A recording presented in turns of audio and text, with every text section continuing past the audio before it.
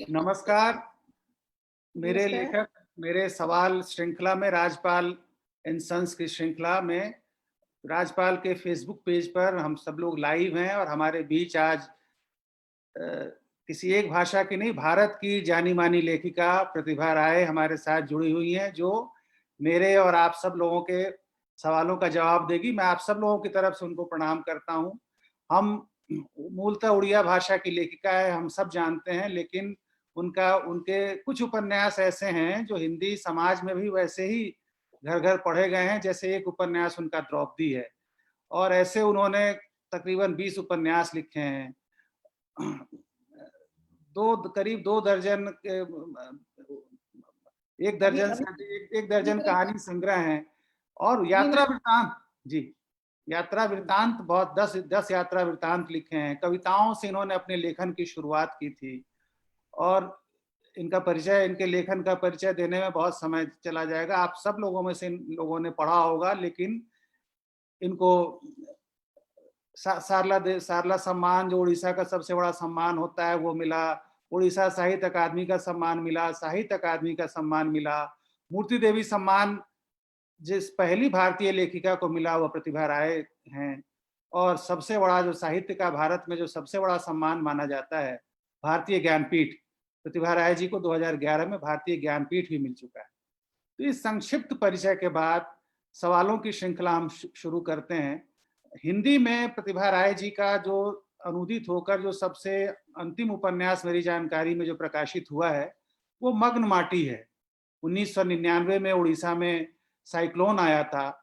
उस साइक्लोन पे जो इनके परिचय में जो बात मैं बताना भूल गया हूँ, वो इस मग्न माटी उपन्यास के परिचय में बता देता हूँ कि प्रतिभा राय ऐसी चंद लेखिकाओं में है, ऐसे चंद लेखकों में है जो सोशल एक्टिविस्ट भी रही और बहुत मुखर रही। उन्होंने समाज के लिए बहुत काम भी किया है।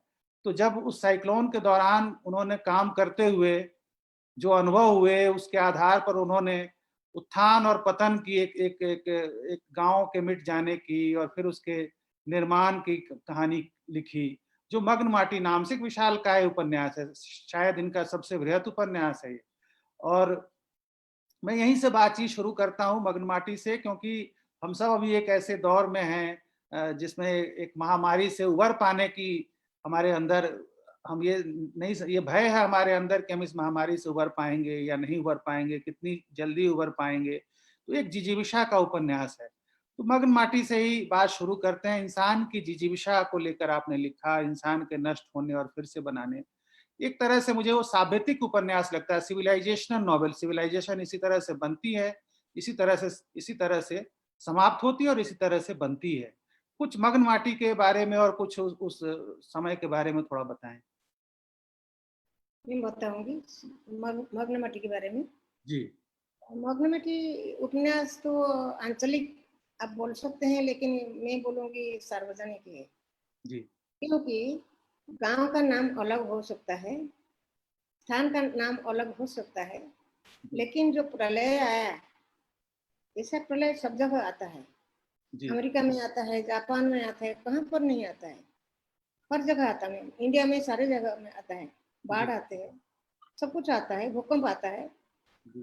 तो ये नाम आंचलिक हो सकता है, लेकिन विषय वस्तु जो है और जो भावनाएं हैं और जो यंत्रणाएं हैं, जो दुख है, जो घटित हो गया है, ऐसा सब जगह घटित हो रहा है। और इस उपन्यास को मैं लिखने के लिए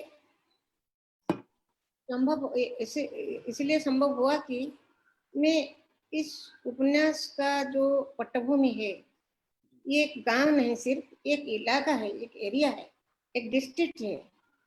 उस समय 1919 में half of Odisha was devastated by super cyclone 1999। मग्नमाटी उपन्यास में जो वर्णन किया गया है, इसको मैं नहीं भोगा है। इस समय मैं वो इलाके में नहीं थी तो जिंदा नहीं होती। मैं थी अलग जगह में।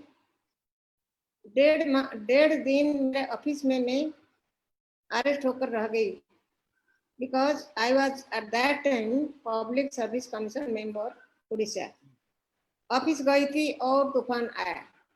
तूफान आने के बाद ऑफिस से निकल नहीं पाई, 1.5 दिन ऑफिस में रह गई। तो इसके बाद घर आई तो मैं सोच रही थी कि मैं जो तूफान मेरे ऑफिस में बैठ के सामने देखा वो सबसे बड़ा तूफान है, लेकिन इससे कितना बड़ा तूफान प्रलय संगठित हो गया है ये मुझे पता नहीं था। तो तब तक तो टेलीविजन का ये था, मैं टेलीविजन में कुछ देखा। मेरे हस्बैंड थे उस समय उस इलाके के सुपरिटेंडिंग इंजीनियर इरिगेशन डिपार्टमेंट का, वो जा रहे थे। वो मुझे रिक्वेस्ट किए कि तुम जाओ इधर उधर देखो क्या हुआ है, एक तूफान एक प्रलय क्या कर सकता है। मैं मना किया। मैं बोला टीवी में मैं जो देखती हूँ इसको देखने बाद मैं सो नहीं पाती हूँ, मैं नहीं जाऊंगी। लेकिन वो रिक्वेस्ट किए और मैं गई। जब गई मैं जो देखा इसको मैं वर्णन कर नहीं पाई हूँ। मैं बोलती हूँ आपको जो जी सब देखा है। और एक दिन तो गई, जी बहुत बदबू आ रहे थे, हर जगह लाशें पड़ रहे थे, पशु पक्षी सबके लाशें, मनुष्य। मैं चली आई घर, लेकिन I was drawn to that area again and again, इसलिए मुझे पता नहीं है। मैं जाके कुछ रिलीफ भी डिस्ट्रीब्यूट किया इधर उधर लाके। और उस समय तो बहुत ड्रामा चल रहा था उस उधर। तो एक लेखक हो या भावुक हो जो भी हो, वो इसमें बहुत कुछ देख पाता है, सिर्फ तूफान नहीं देखा है। मैं जो लिखा है मग्न माटी में, आप जब पढ़ेंगे देखेंगे जो प्रलय जी का वर्णन हुआ है, मैं उनकी आंखों में देखी हूँ। वो जो लोग जिंदा रहे थे, कुछ लोग जिंदा रहे थे, मैं उनको पूछा आप उस समय कहाँ थे, आप उस समय कहाँ थे। तो उन्होंने वर्णन किया समुद्र जब चला आया गांव में आपको कैसा लगा। वो जब वर्णन किए उस समय मैं दूरवीक्षण में देखी, दूर से देखी, लेकिन बाद में अणुवीक्षण में देखी, माइक्रोस्कोप में देखी। जी टेलीस्कोप में पहले उनके मुंह से, इसके बाद में अंतर्भूमि में वो घुस गया और मैं इसको माइक्रोस्कोप में मेरे मनोभूमि में मेरे चेतना में वो स्थापित हो गया। और वो प्रलय बार बार मेरी चेतना में घटित हुआ और मैं बिल्कुल उनसे जुड़ गई हूँ। बहुत सारे चरित्र सत्य है और उपन्यास भी बहुत, वो तारीख भी सत्य है। मैं बताती हूँ कि आप इतिहास में उपन्यास नहीं ढूंढ पाएंगे, लेकिन उपन्यास में इतिहास ढूंढ पाएंगे। आप जब 1919 वाक्य को इतिहास ढूंढेंगे तो मग्न माटी से मिल जाएगा, मेरे क्रिटिक्स कहते हैं और बहुत लोग कहते हैं। तो मैं 4 साल तक उधर गई, उधर रही। एक डाक बंगलो था उस समय, उधर रही। मेरे दामाद था उस समय उस एरिया का सुपरिटेंडिंग पुलिस, वो मुझे बहुत मदद दिया कि मैं जाके रिलीफ बांट सकी।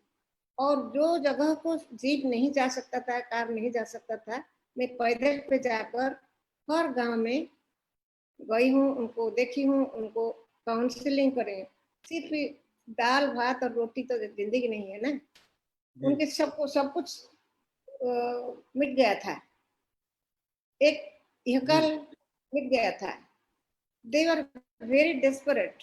कुछ लोग भी सुसाइड कर दे, कुछ लोग पागल हो गए। मैं जाके उनको काउंसलिंग किया बहुत दिन तक। जी ऐसा करते करते वो चरित्र, वो घटना मेरे अंदर में घुस गया और मुझे वो चरित्र लिखा है। मैं खुद नहीं लिखी हूँ। जी लेखक को इन्वॉल्व होना पड़ेगा, बिल्कुल इन्वॉल्व होना पड़ेगा।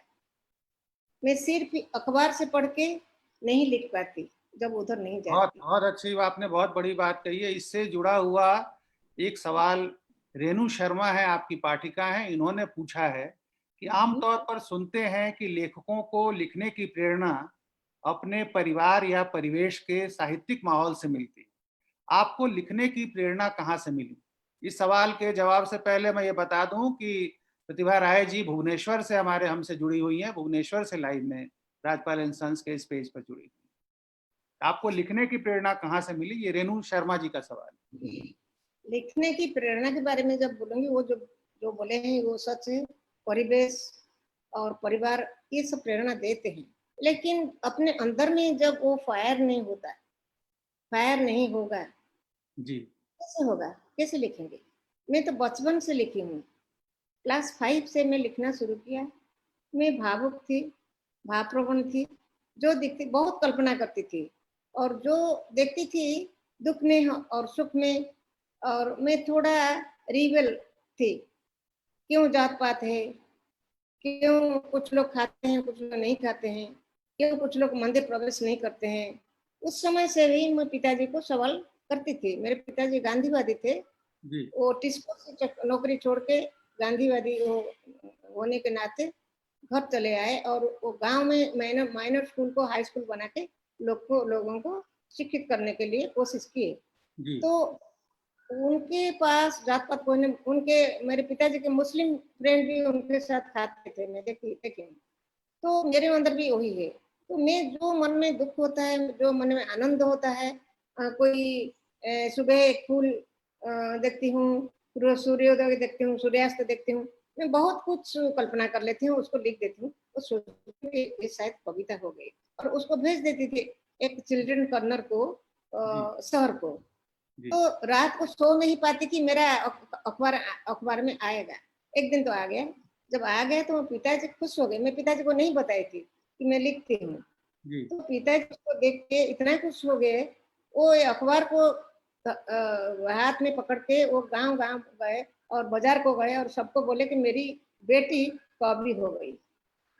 तो प्रेरणा ये सबसे बड़ा मेरा पुरस्कार था। ये जो पुलक, ये जो आनंद, ये जो हर्ष मुझे मिला था उस समय, उसके बाद जो बड़े-बड़े अवार्ड मिले, वो हर्ष, वो आनंद, इतना सहज, सरल, सुंदर आनंद नहीं मिला। सही में मतलब घर से स्वीकृति मिलती है, लेखक के रूप में स्वीकृति मिलती है वो। देखिए, बोलूँगी एक ही अंतःप्रेरणा, एक है बहिर्प्रेरणा। जी। अंतःप्रेरणा पहले तो लिखाती है, जी। अंतःप्रेरणा, जी। और अंतःप्रेरणा जब लिखाती है, वो लेखन को पढ़ के बहिर्प्रेरणा आता है और प्रेरणा ज़्यादा मिलता है। दोनों मिल के लिखना, लिखन लिखन का क्रम चलता है। अंतःप्रेरणा नहीं नहीं होने से नहीं होगा। अंतर स्वतः स्फूर्त मतलब अंदर से प्रेरणा आनी चाहिए लेखन लेखन में, अंदर से तभी। प्रेरणा आना चाहिए। ये अगला सवाल है, असीम अग्रवाल हैं, ये पाठक हैं आपके, और इन्होंने ये सवाल पूछा है, थोड़ा लंबा सवाल है कि मैं आपसे उड़िया समाज की साहित्यिक अभिरुचि के विषय में जानना चाहता हूँ। वहाँ का सामाजिक आर्थिक पिछड़ापन इस अभिरुचि को कितना प्रभावित करता है? साथ ही इस साहित्यिक अभिरुचि को आप बंगाली व हिंदी समाज की साहित्यिक अभिरुचि की तुलना में किस रूप में देखती हैं? मतलब एक अ, सवाल ये है कि उड़िया की साहित्य का साहित्यिक समाज कैसा है, और दूसरा कि बंगाल और हिंदी के साहित्यिक समाज के मुकाबले वो कैसा मेरा इस प्रश्न की प्रतिक्रिया में मैं बोलती हूँ कि अ, मुझे दुख लगता है कि हम भारतीय जो है ना, है? जी। कोई कोई किसी को नहीं जानते हैं। हमारा कल्चर क्या है आपको पता नहीं, आपका कल्चर क्या है ज़्यादा पता नहीं। वो साहित्य से ज़्यादा कुछ मिलता है। लेकिन उड़िया पिछड़ा पिछड़ा स्टेट नहीं है। वेरी रिच, वेरी समृद्ध है, था। बहुत स्वाधीनचेता उड़िया लोग हैं, जिसलिए सबसे अंत में वो पराधीनता स्वीकार किए अंग्रेजों के पास। सबसे एंड में जब जी। सारे भारतवर्ष अंग्रेज शासन चल रहा था, उड़ीसा स्वाधीन था और बहुत देर से उड़ीसा उनके वशता पराधीनता स्वीकार किया। वो बहुत समृद्ध नौ वाणिज्य था। तो वो जहाज लेकर उस समय ट्रेड मर्चेंट वो सब जो है हमारे लोग वो क्या लेके जाते, हाथी लेके जाते थे, वस्त्र लेके जाते थे, क्या क्या ले हमारे जो उड़ीसा के हस्तकर्म, हस्तशिल्प शिल्प, उड़ीसा का साड़ी, उड़ीसा का बहुत सारे चीज वो लेके कहाँ कहाँ, जापान, अफ्रीका, जहाँ सुमात्रा, बोर्नियो, ये सब जगह को जाते थे और बहुत सारे धन संपत्ति लाते थे। Orissa is very rich in every resource. जब उड़ीसा गरीब होता है, दरिद्र होता है, पिछड़ा पिछड़ा होता है, तो इतना सुंदर मंदिर नहीं बनाने पाते हैं। और एक ओडिया तो इसलिए अभिरुचि साहित्य के अभिरुचि के बारे में जो आप बताते हैं, ओडिया साहित्य के अभिरुचि की तुलना की कोई बात नहीं है। ओडिया साहित्य घर-घर में पढ़ा जाता है, रामायण, महाभारत, भागवत ये घर-घर में उस दिन से, अभी नहीं 15th सेंचुरी से, 14th सेंचुरी से, 16th सेंचुरी से घर-घर में भागवत पढ़ा जा रहा है। अ, हर शाम को भागवत क्या है? ये तो साहित्य है। जगन्नाथ दास भागवत लिखे थे 15th सेंचुरी में, 14th सेंचुरी में। जी और बलराम दास रामायण लिखे थे 16th सेंचुरी में। सरला दास महाभारत लिखे थे 15th सेंचुरी में। उस दिनों से वो सब भागवत टुंगी हम बोलते थे, गांव-गांव में भागवत टुंगी था। एक छोटा-छोटा घर था, उसमें गांव के लोग इकट्ठे होते थे और भागवत पढ़ा जाता था। जबकि वो लिटरेसी नहीं था, तब कि पंडित लोग पढ़ के उनको सुनाता था। अभिरुचि तो बहुत प्रचुर था उस समय, अभी भी है। इसके लिए तुलना की कोई बात नहीं। मैं मानती हूँ कि बंगाल के लोग बहुत साहित्य को बहुत प्यार करते हैं। घर-घर में पत्रिका है, घर-घर में लोग पढ़ते हैं, ज़्यादा पढ़ते हैं, ये मैं मानती हूँ। हिंदी में भी है, उड़ीसा में भी साहित्य की अभिरुचि कुछ कम नहीं है। बहुत सारे नए पाठक अब, क्योंकि उड़ीसा के साहित्यिक अभिरुचि की आपने बात की प्रतिभा जी, और बहुत सारे इस फेसबुक के माध्यम से युवा पाठक बहुत सारे जुड़े हुए हैं, अलग अलग भाषा के जुड़े होंगे, लेकिन सबसे ज्यादा हिंदी के जुड़े हुए हैं। तो ऐसे पाठकों के लिए आप क्या बताना चाहेंगी, कौन से ऐसे महान लेखक उड़िया साहित्य के हुए जिनको हम सबको पढ़ना चाहिए, क्योंकि हिंदी में उड़िया साहित्य बहुत सारा अनुदित है। तो समकालीन आधुनिक उड़िया लेखकों में ऐसे कौन से लेखक हैं जिनकी कृतियां पढ़नी चाहिए और कौन सी कृतियां पढ़ने की आप सलाह देंगे? लेकिन बहुत सारे क्या नाम क्या है, तो एक-एक करके नाम क्या लूँगी। नाम नहीं, ये सवाल मैंने उससे जुड़ा हुआ मैंने पूछा है कि अब आप युवाओं को लिए, जैसे गोपीनाथ मोहंती हैं, इस तरह के। बताती हूँ। जी दुःख की बात ये है कि हम एक-दूसरे को ज़्यादा नहीं पढ़ पाते हैं। जी वो अनुवाद के ज़रिए जो पढ़ते हैं, वो बहुत कम है। आप लोग मुझे जानते हैं, एक मेरा 22 उपन्यास है। अभी मेरा है 26 कहानी संग्रह है। तो इसमें से कितना कम अनुदित हुआ है। तो इसलिए वो अनुवाद के ज़रिए हम एक-दूसरे को जानते हैं। मैं तो बोलूँगी आप पढ़िए, सबको पढ़िए।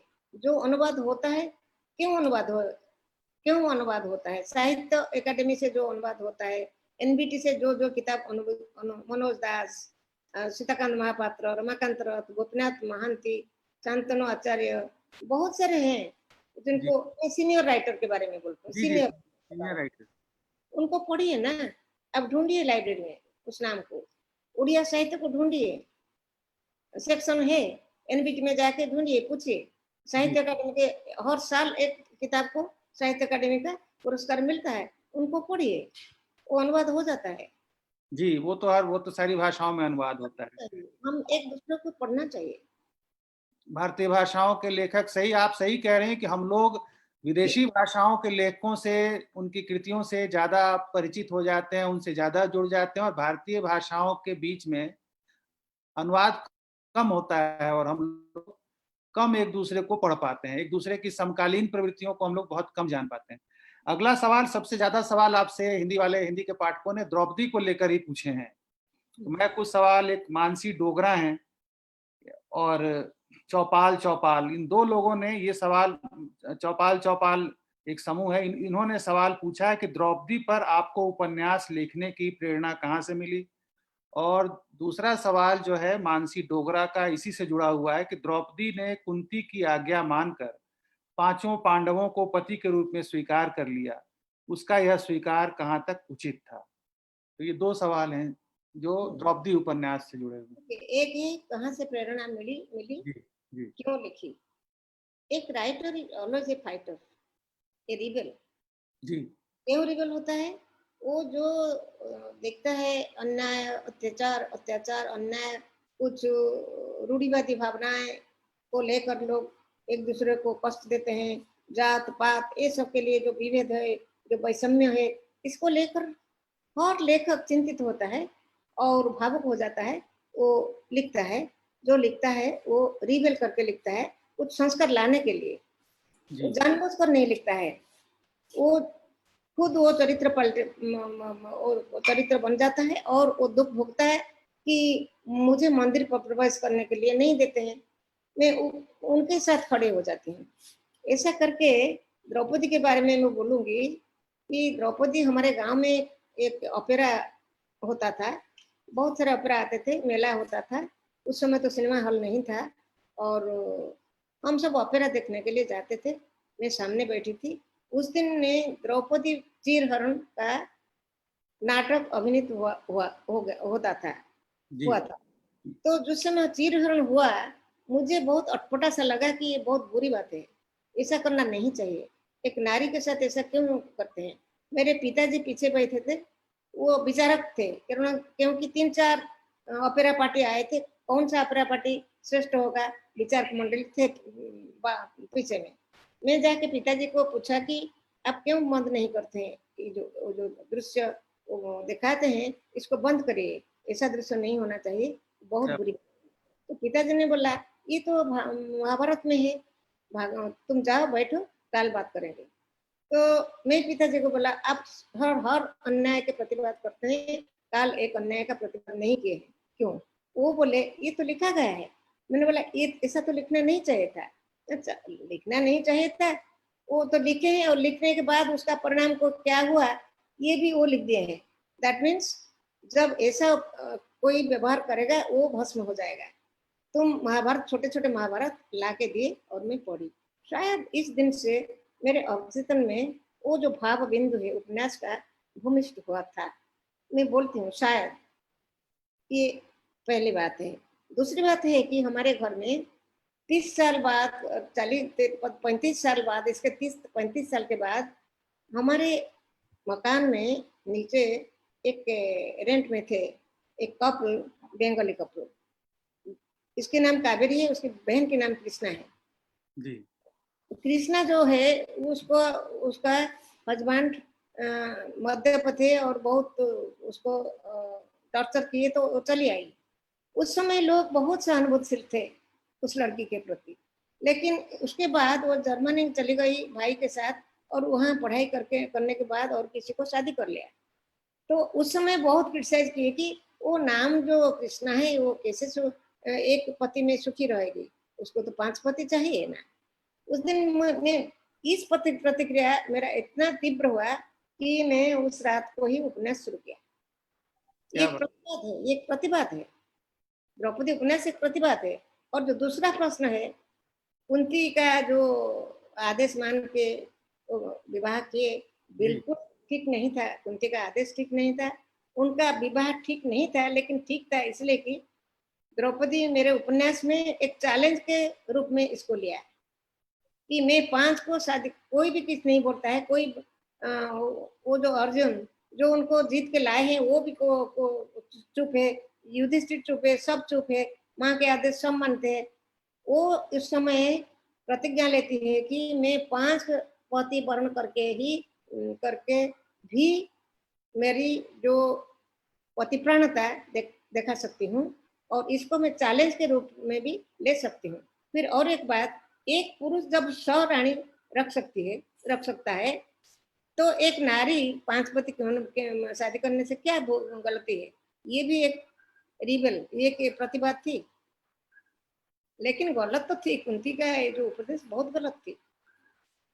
कृष्ण के साथ जो द्रौपदी का संबंध है, उसको आपका उपन्यास कृष्ण को पत्र लिख के द्रौपदी का समाप्त होता है, उस संबंध को भी कुछ अब प्रश्न का की श्रृंखला चल रही है तो मैं भी पूछ लेता हूँ, उसको आप किस तरह देखती हैं।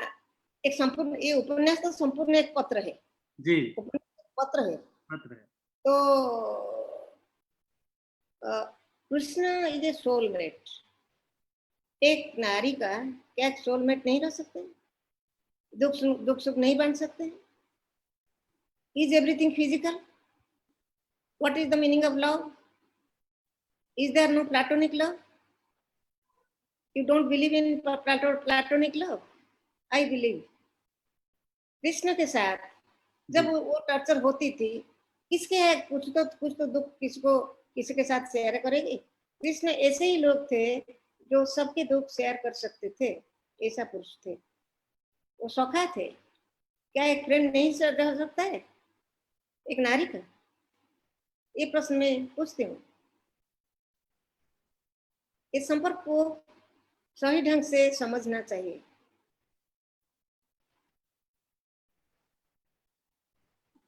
ये अगला सवाल अपूर्वा विरमानी जौहरी जी का है। इन्होंने पूछा है, युवा भारतीय भाषाओं में जो नया साहित्य लिखा जा रहा है उसके बारे में आपका क्या दृष्टिकोण है और युवा लेखकों के लिए आपका क्या संदेश है? नया साहित्य, मैं तो बोलती हूँ, मैं जो लिखती हूँ आज आज जो स्टोरी लिखती हूँ और उपन्यास लिखती हूँ, ये भी नया साहित्य है। बहुत मेरे बड़ी बात आपने कही। मेरे लिए every writing is the first writing. I am a novice while writing my 23rd novel now. मैं मेरी 23rd नॉवेल लिख रही हूँ और हड़बड़ा जाती हूँ, ये नॉवेल ठीक होगा तो नहीं होगा तो नया साहित्य क्या है? एक पीढ़ी में एक साहित्य लिखा जाएगा, एक ट्रेंड आएगा नया साहित्य के बारे में। मैं पूरा ओपन माइंड में हूँ। वो उनमें से वो टाइम जो है ना, टाइम तो टेस्ट करता है, टाइम टेस्ट कर रहा है। नया साहित्य में जो आते हैं, जो जो ट्रेंड आया है, कौन सा ट्रेंड रहेगा, कौन सा ट्रेंड नहीं रहेगा, वो टाइम टेस्ट कर लेगा, टाइम ही बोलेगा। मैं वेलकम करती हूँ, जो भी लिखना चाहते हो लिखिए, स्वागत करती हूँ। जो संदेश भी कोई देना चाहती हैं नए लेखकों को? आजकल के लेखकों में शायद बहुत जल्दी उनको बहुत सारे माध्यम मिल गए हैं अपने आप को आगे बढ़ाने के, जो आपके दौर में या मेरे दौर में भी उपलब्ध नहीं थे। तो इस ऐसे में उनके लिए कोई संदेश आप देना चाहती हैं, कोई सलाह देना चाहती हैं? हमारे टाइम में हमारा पृथ्वी बहुत छोटा था। उनका पृथ्वी तो अब ग्रह ग्रहांतर को चला गया है। जी सारे पृथ्वी उनका फिंगर टिप में है। जी बहुत सारे नॉलेज उनको वो पाते हैं। वो गूगल सर्च कर देंगे, दे देंगे तो सबके बारे में उनको पता चल जाएगा। नॉलेज एक्सप्लोजन होता है। हमारे टाइम में ये नहीं था। हमको एक मैगजीन पढ़ने के लिए नहीं मिलता था। एक चिल्ड्रन मैगजीन नहीं था, किताब नहीं था, लाइब्रेरी में इतना किताब भी नहीं था। तो उनका बहुत अपॉर्चुनिटी है और ये अपॉर्चुनिटी को वो एक्सप्लॉइट करना चाहिए। और बाकी मैं बोलूँगी जे कि एक लेखक का नाम लूंगी, एक कवि का नाम लूंगी, भीमा भोई। जी आप जानते हैं ना क्या नहीं, मुझे पता नहीं है। 19th सेंचुरी सेंट पोएट, एक ट्राइबल पोएट, जंगल में थे, इतना कुछ पढ़ाई लिखाई नहीं था, तब भी वो जो दर्शन लिख के गए हैं भीमा भोई, वो अभी पार्लियामेंट में कुछ लाइन लिखा गया है। मैं उड़िया में बोलती हूँ, जी अब कुछ हद तक समझ पाएंगे। जी जी मोजी बन पछे नरके पड़ी थाऊ, जगत उद्धार हेउ। क्या बात। क्या आप समझ पाए? थोड़ा समझ में, जगत के उद्धार के लिए मैं नरक में पड़ा हुआ हूँ। नहीं नहीं, मैं नरक में पड़ा पड़ा हूँ, पढ़ने दीजिए। हाँ ये हाँ, भगवान, मैं तो नरक लेकिन में पड़ा, जगत। जगत का उद्धार कर दो। तो वो जो जगतीकरण का बात हम बोलते हैं, विश्व के बात में बोलते हैं, वो अंधा थे, वो अंधा थे, जी ट्राइबल थे, जंगल में थे, अनपढ़ थे, ज्यादा अनपढ़ तो नहीं, ज्यादा नहीं पढ़े लिखे थे। तो उनका जो अंतर्दृष्टि कितना विस्तरित था। तो इसीलिए हम जगत को देखते हैं। जो लिखता है जगत की लिखता है, एक साहित्यिक एक लोग के लिए, एक चरित्र के लिए लिखता है, एक मानव समाज के लिए लिखता है। तो साहित्य is beyond gender and geography, literature is beyond gender, geography and time also. लेकिन सारा जो स्त्री लेखन जो है हिंदी में, वो तो जेंडर की ही बात सबसे ज्यादा उठाता है, कहता है कि हमें जेंडर। मेरे पास स्त्री लेखन पुरुष लेखन कुछ भी नहीं है। बहुत मैं बड़ी बात आपने। कभी भी पुरुष लेखन स्त्री लेखन के बारे में एक सीमा रेखा नहीं ये करती हूँ। मैं जब लिखती हूँ सृजन प्रक्रिया में जब मैं हूँ, ये biologically I am a woman, I am a mother, biologically. But जब मैं लिखती हूँ सृजन प्रक्रिया प्रक्रिया के समय में मैं ना पुरुष हूँ ना स्त्री हूँ। जब पुरुष चरित्र को लिखती हूँ मैं पुरुष हो जाती हूँ, जब स्त्री चरित्र लिखती हूँ तब स्त्री ही हो जाती हूँ, जब बच्चों के बारे में लिखती हूँ मैं बच्चों हो जाते हैं, जब बुजुर्गों के दुख के बारे में लिखती हूँ मैं बुजुर्ग भी बन जाती हूँ, पशु पक्षी को बारे में लिखने के समय मैं वो बन जाती हूँ पशु पक्षी। तो you have to become that character, you are not नारी, यू आर नॉट पुरुष, लेखक लेखक है। इसलिए बहुत आपने अभी टाइम ये बहुत बड़ी बात कही कि समय अपने आप ये सिद्ध कर देता है कि कौन सी कृति बड़ी है, कौन सा लेखक बड़ा है, कौन सा। मुझे हिंदी के एक लेखक असगर वजाहत की एक बात याद आती है। उनका एक उपन्यास आया था तो मैंने उनको पढ़ के उनसे मिला तो मैंने कहा कि ये बहुत बड़ा उपन्यास है। तो उन्होंने मुझे कहा था कि 20 साल बाद मुझे बताना कि ये उपन्यास कैसा है, अभी मत बताओ, अभी कुछ नहीं, न तुम समझ पा रहे हो न मैं समझ पा रहा हूँ। अगर 20 साल बाद भी तुम्हें ये उपन्यास अच्छा लगेगा तब मैं मानूंगा कि सचमुच में ये बड़ा उपन्यास मैंने लिखा था। मैं बोलूंगी 100 साल के बाद जब एक उपन्यास है उसको कालातीत बोलना चाहिए, वो है कालातीत साहित्य 100 साल के बाद। 2 साल के बाद कितनी बड़ी बात है। बहुत सारे हमारे जो आपके पाठक हैं वो उन्होंने देखिए आपकी कहानियों को ही पढ़ के सवाल पूछा। अंजू शर्मा एक लेखिका है हिंदी की, उनका एक सवाल है कि मन का पुरुष कहानी के अंत का रहस्य क्या है? क्या सचमुच में निर्मल कमला के मन के पुरुष नहीं थे, या अंतिम समय में जिस शोक में कमला उन्हें छोड़कर जा रही थी? ये इस रहस्य को जानना चाहती हैं जो आपकी उस कहानी में है, मन का पुरुष। अच्छा, ये क्या जरूरी है कि एक मन का पुरुष एक पुरुष होना चाहिए, कल्पना की पुरुष नहीं होना चाहिए?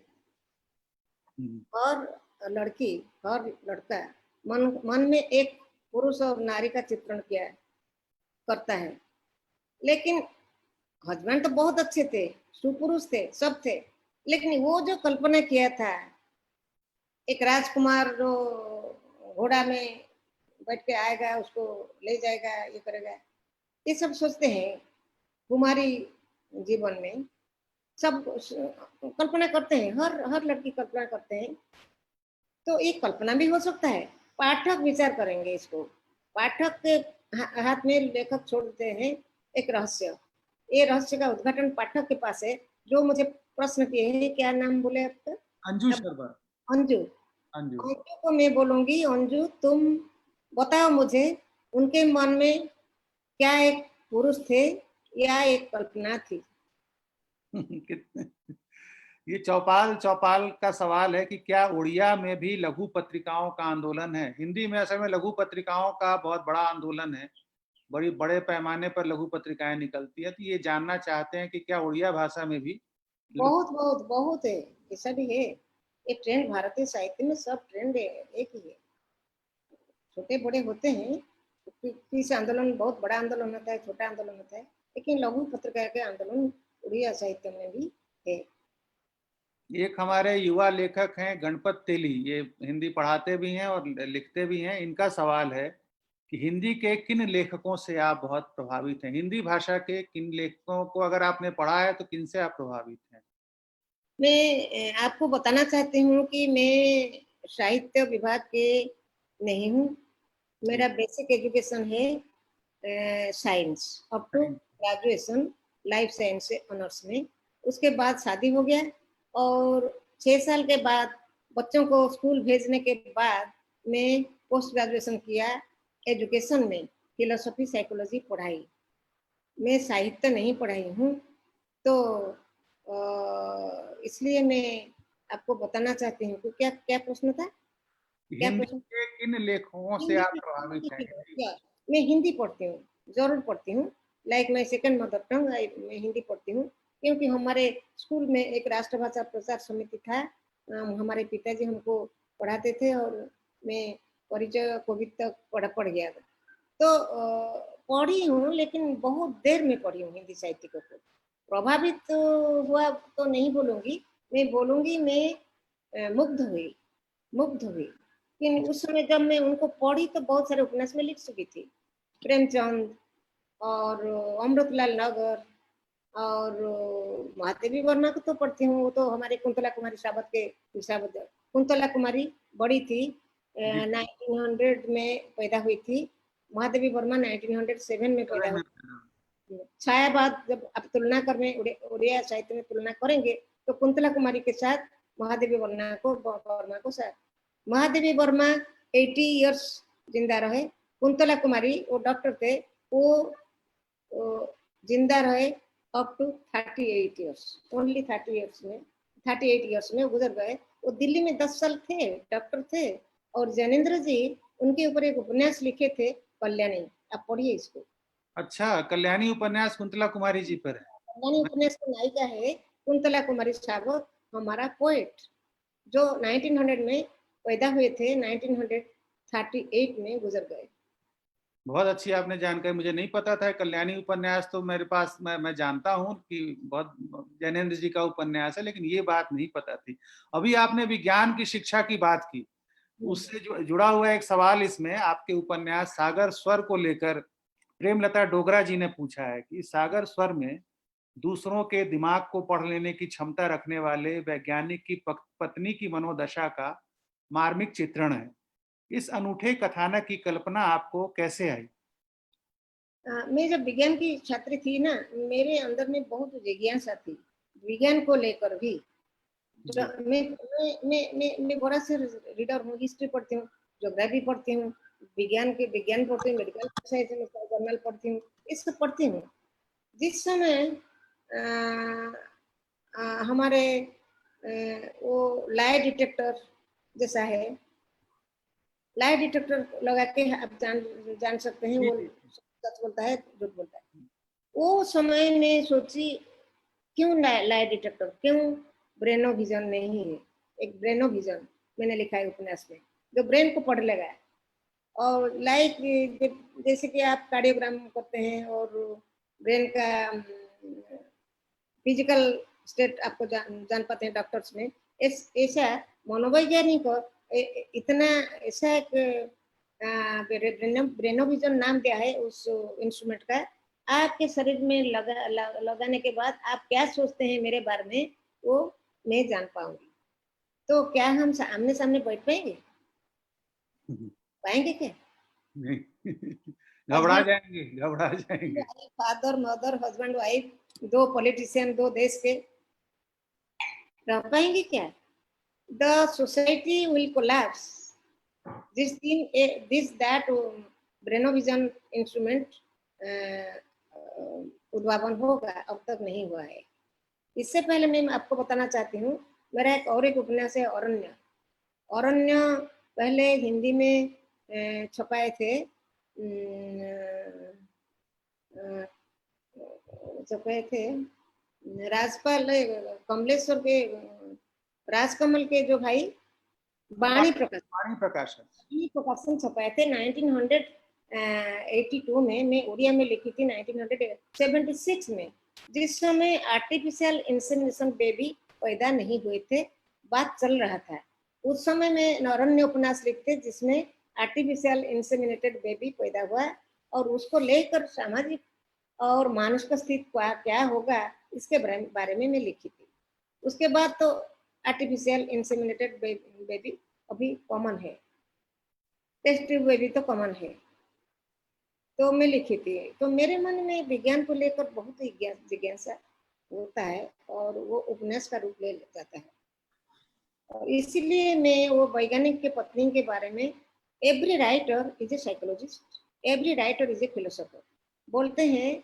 ए philosopher may not be a poet, but a poet must be a philosopher. Yes. A writer is also a psychologist. आपके इस जवाब से सुनते सुनते मेरे अंदर एक जिज्ञासा जगी कि आप भी विज्ञान की स्टूडेंट रही हैं और बहुत बड़ी लेखिका हैं भारत की।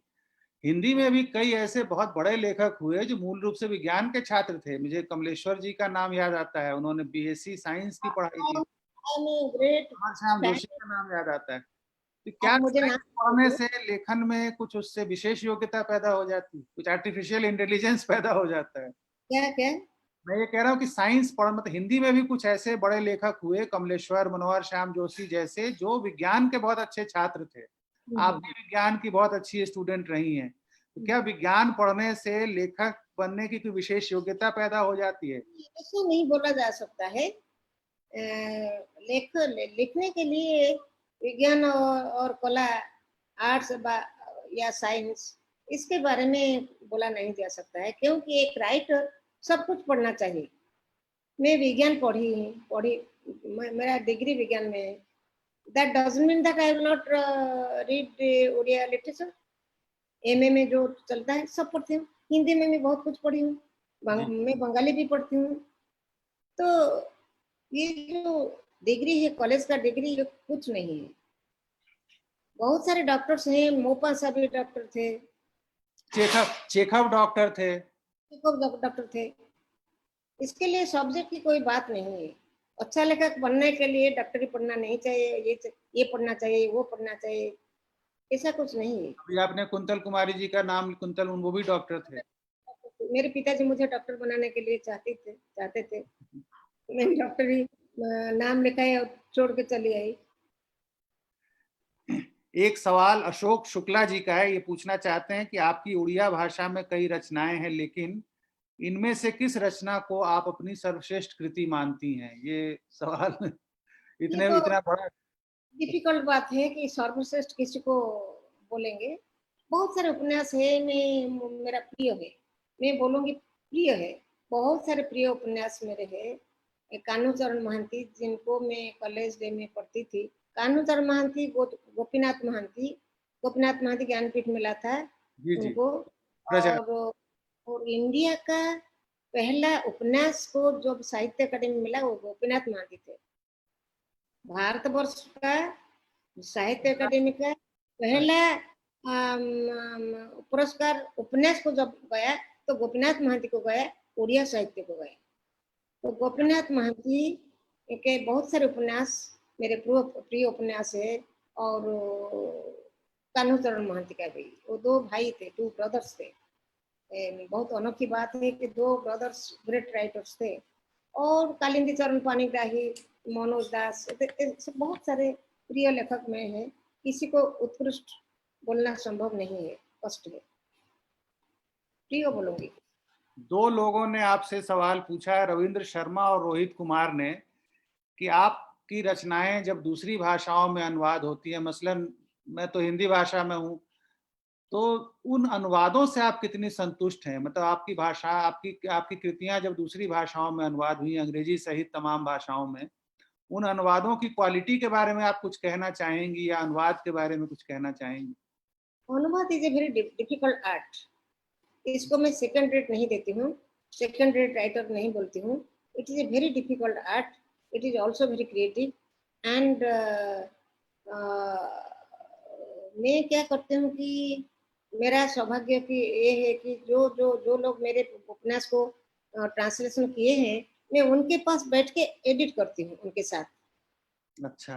मैं हिंदी पढ़ती हूँ और बता देती हूँ कि ये शब्द इधर नहीं प्रयोग होना चाहिए, ये अर्थ नहीं आता है। तो हिंदी में मेरा जो उपन्यास ये अनुवाद। दो प्रमुख है, शंकरलाल पुरोहित और राजेंद्र प्रसाद मिश्र। मिश्र, आप जानते हैं। Is a very careful translator. एक ही जगह में जब उसको कुछ समझ में नहीं आएगा तो पकड़ के बैठेगा और फोन करके मॉरिशस में मुझे पूछेगा ये इसका अर्थ क्या है। मेरा उपन्यास जो अल्लाह के ऊपर है, महामोह, जो जिसको राजकमल ने छापा है, इसको राजेंद्र मिश्र ने किया है।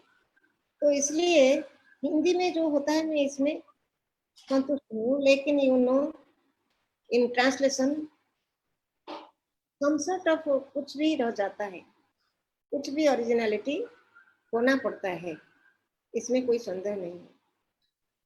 तो इसलिए राइटर हिंदी ट्रांसलेशन में मैं थोड़ा संतुष्ट हूँ। लेकिन और जो भाषा में है, मैं बंगाली पढ़ सकती हूँ। I can say that I am satisfied with Bengali translation. बाकी जो मलयालम, गुजराती दूसरे में हुआ है, how can I know what they translated?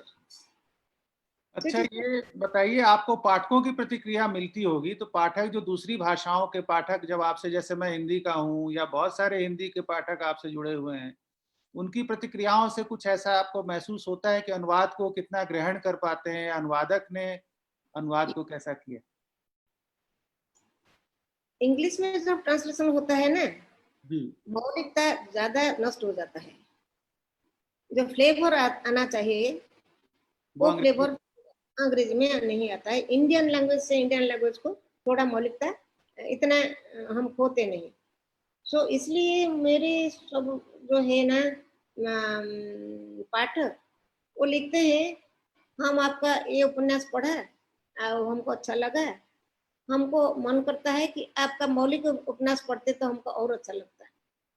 ऐसा सब प्रतिक्रिया आया है। हम उड़िया नहीं पढ़ पाते, उड़िया पढ़ पाते तो हमको ज्यादा आनंद आता है। ये पाठक सब लिखते हैं मुझे। हाँ, जैसे मैंने देखा यहाँ कि अंजू शर्मा जी ने लिखा है कि वो अगर द्रौपदी उपन्यास को हिंदी में उस तरह से आनंद नहीं उठा ले पाई, जैसा कि उनको अगर उड़िया आती तो उसमें आता। हालांकि मुझे तो पत्र के रूप में कई जगह बहुत अच्छा अनुवाद लगा है, और अंत में अंतिम हिस्से में तो आके बहुत ही मुझे अनुवाद कोई बाधा नहीं लगती है। जो भाव है मैं वहां तक बहुत आराम से एक पाठक के रूप में पहुंच वैसे ही जाता। होना पड़ेगा। अनुवाद क्या करेंगे और बहुत सारे शब्द है जिसका नहीं मिलता है, प्रतिशब्द नहीं मिलता है जी। अलग लैंग्वेज में। ये मैंने देखा कि कोणार्क उपन्यास, शिलापदम जो आपका उपन्यास है, उसको लेकर किसी ने सवाल नहीं पूछा, जबकि वो एक बहुत ऐतिहासिक उपन्यास है। कोणार्क मंदिर के बनने वाले दो प्रेमियों, जो उसको कमल और चंद्रभागा के प्रेम और विरह की कहानी, कुछ इसके बारे में बताइए, क्योंकि ऐतिहासिक उपन्यास है और ऐतिहासिक उपन्यासों में किस तरह से आपने शोध किया, फिर कैसे इन किरदारों को रचा? जब मैं जब मैं कोणार्क देखा ना, आप जो कोणार्क देखते हैं आप देख चुके होंगे, जी। आप शायद देख चुके होंगे। हाँ, मैं गया नहीं हूँ लेकिन।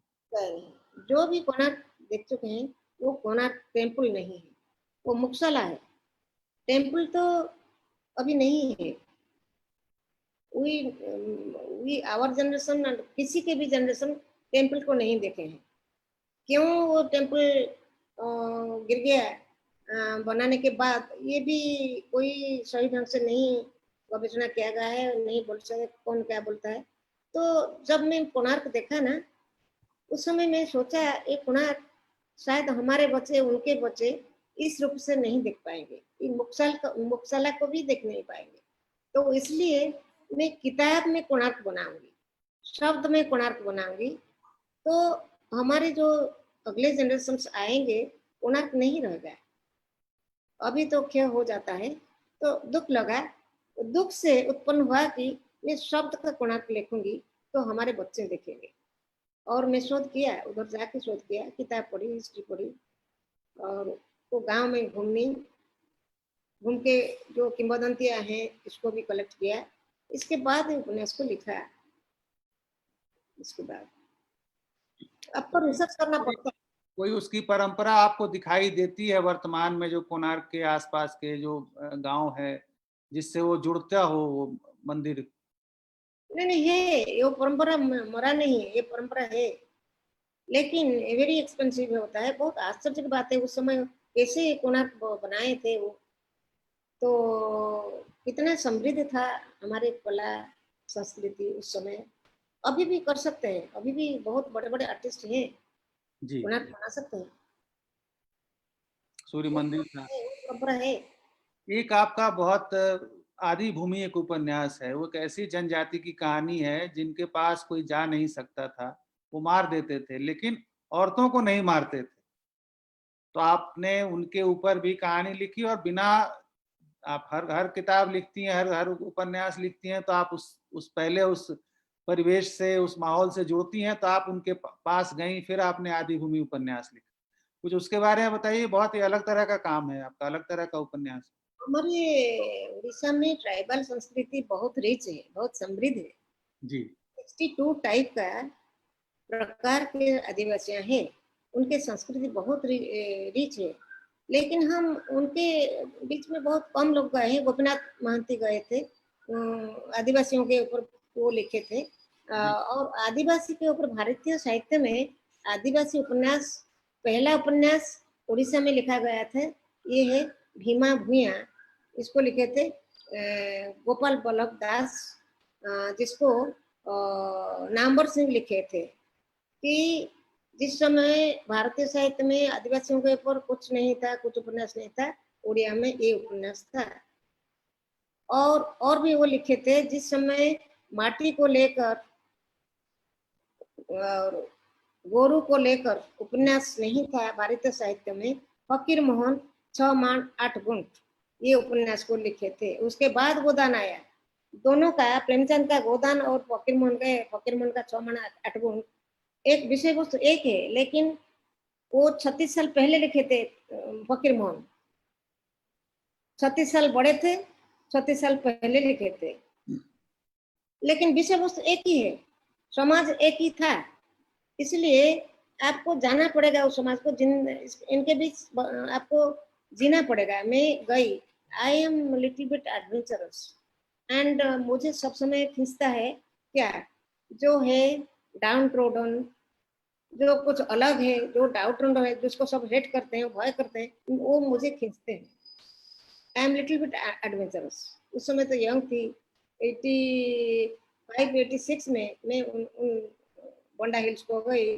उस समय मुझे पता भी नहीं था वो महिलाओं को मारते नहीं, जाने के बाद मुझे पता चला। और मैं 8 साल तक उनके, ये मेरा पोस्ट डॉक्टरल रिसर्च का एक पार्ट था, ले लिया, क्योंकि मुझे पता था कॉलेज से मुझे छुट्टी नहीं देंगे उनके बीच काम करने के लिए। इसलिए मैं डिलीट करने के लिए रजिस्ट्रेशन कर दिया और 2 साल पोस्ट डॉक्टरल जो जो है ड्यूटी लीव ले गया, क्योंकि पीएचडी करने के टाइम में ड्यूटी लीव नहीं लिया था। तो मैं बार बार गई उनके बीच, और उनके बीच रहने के बाद मैं I fell in love with them. When people are hating them, बोलते हैं कि बहुत हिंस्र है, मार देते हैं, वो मनुष्य नहीं है, वो नंगा है, वो पशु है, मुझे उनके बीच बहुत मानविकता दिखाई पड़ा।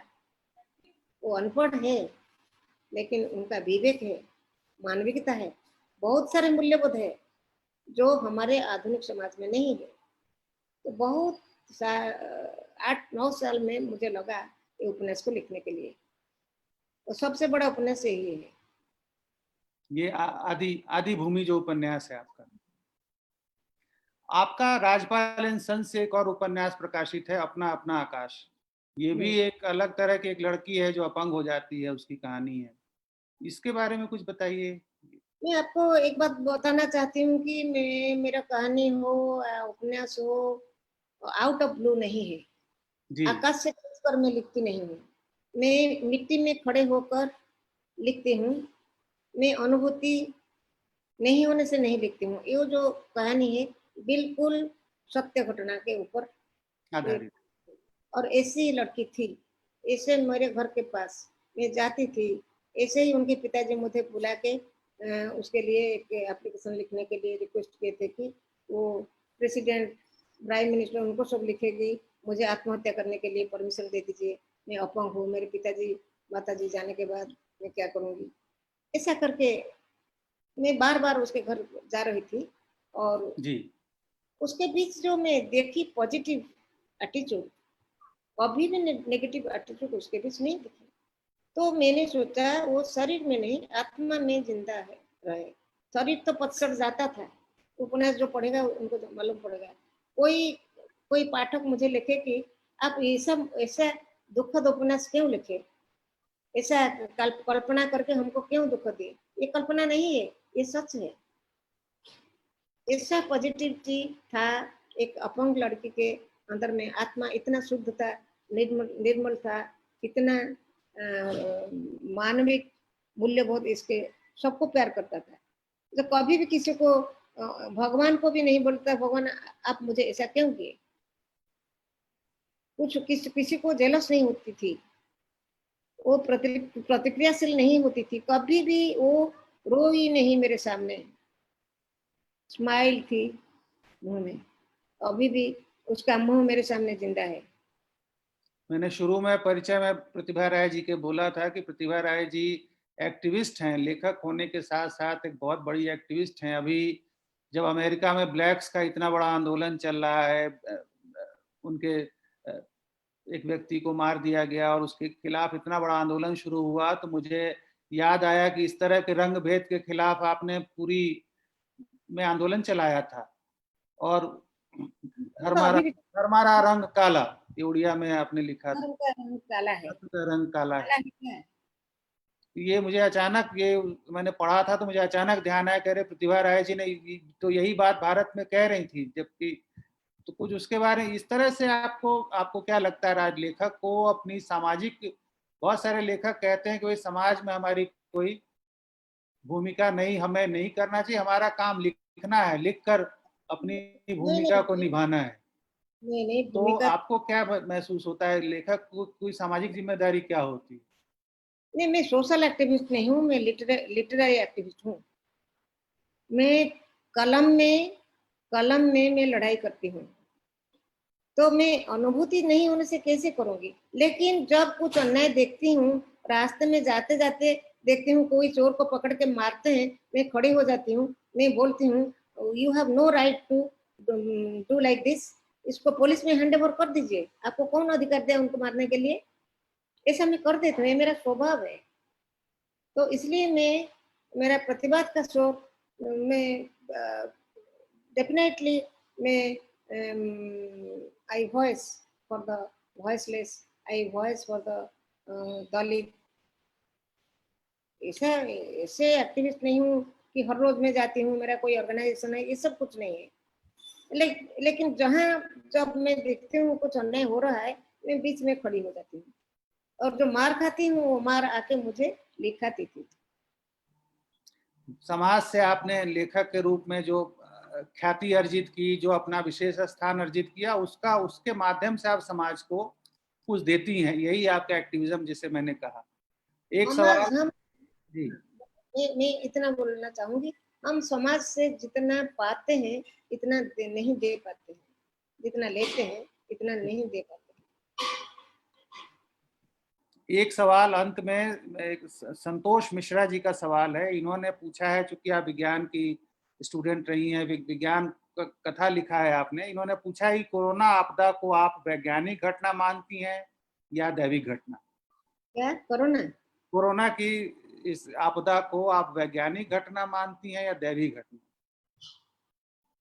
देखिए कोरोना तो एक डिजीज है ना, आप हर डिजीज को जैसे मानते हैं कोरोना भी ऐसे एक डिजीज है। तो आप क्या मानेंगे, इसको अभिशाप मानेंगे या दैविक मानेंगे और वैज्ञानिक मानेंगे, क्या मानेंगे? मैं बोलती हूँ कि ये तो वैज्ञानिक है डेफिनेटली। कहाँ कुछ गड़बड़ हुआ है हमारा परिवेश में, कुछ भी हुआ है जहाँ से ये भूताणु का जन्म हुआ है।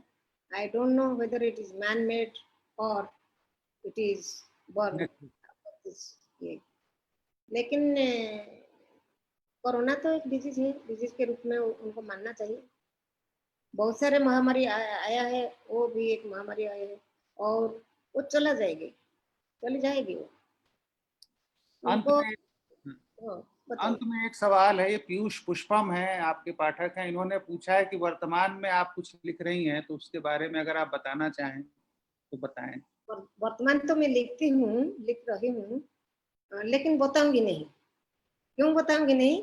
मैं एक सीक्रेट रखती हूँ पाठक के लिए। जी। मेरे पाठक पूछते हैं क्या लिखते हैं, विषय क्या है? मैंने बोला अभी तो मैं लिख रही हूँ, मैं अभी तो कुछ तय नहीं हुआ है, तो अंत में क्या होगा शुरू करूंगी, फिर जाके जाके अंत में और कुछ बन जाएगा, ऐसा भी होता है। और always I keep a secret from my readers. मैं लिखती हूँ अभी एक उपन्यास, लेकिन बताऊंगी नहीं किस विषय पर लिखती हूँ।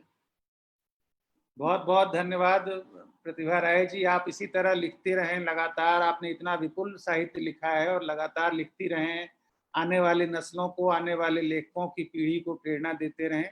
आपका बहुत बहुत आभार।